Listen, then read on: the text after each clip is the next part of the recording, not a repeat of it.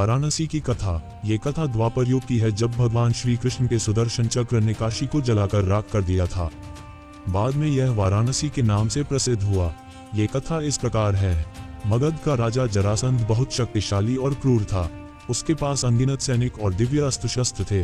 यही कारण था कि आसपास के सभी राजा उसके प्रति मित्रता का भाव रखते थे।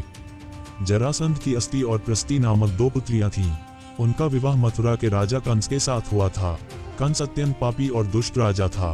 प्रजा को उसके अत्याचारों से बचाने के लिए भगवान श्री कृष्ण ने उसका वध कर दिया। दामाद की मृत्यु की खबर सुनकर जरासंध क्रोधित हो उठा। प्रतिशोध की ज्वाला में जलते जरासंध ने कई बार मथुरा पर आक्रमण किया, किंतु हर बार श्री कृष्ण उसे पराजित कर जीवित छोड़ देते थे। एक बार उसने कलिंगराज पौंड्रक और काशीराज के साथ मिलकर मथुरा पर आक्रमण किया, लेकिन भगवान श्री कृष्ण ने उन्हें भी पराजित कर दिया। जरासंध तो भाग निकला, किंतु पौंड्रक और काशीराज भगवान के हाथों मारे गए। काशीराज के बाद उसका पुत्र काशीराज बना और श्री कृष्ण से बदला लेने का निश्चय किया।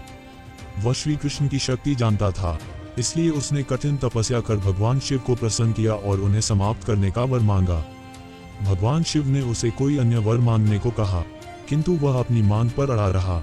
तब शिव ने मंत्रों से एक भयंकर कृत्या बनाए और उसे देते हुए बोले, वत्स, तुम इसे जिस दिशा में जाने का आदेश दोगे, यह उसी दिशा में स्थित राज्य को जलाकर राख कर देगी।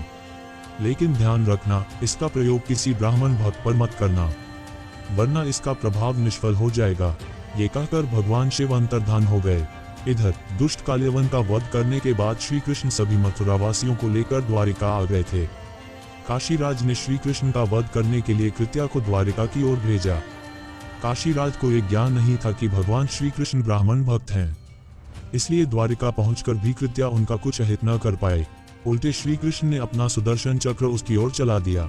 सुदर्शन भयंकर अग्नि उगलते हुए कृत्या की ओर झपटा।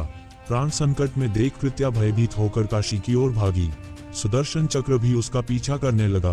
काशी पहुंचकर सुदर्शन ने कृत्या को भस्म कर दिया, किंतु फिर भी उसका क्रोध शांत नहीं हुआ और उसने काशी को भस्म कर दिया।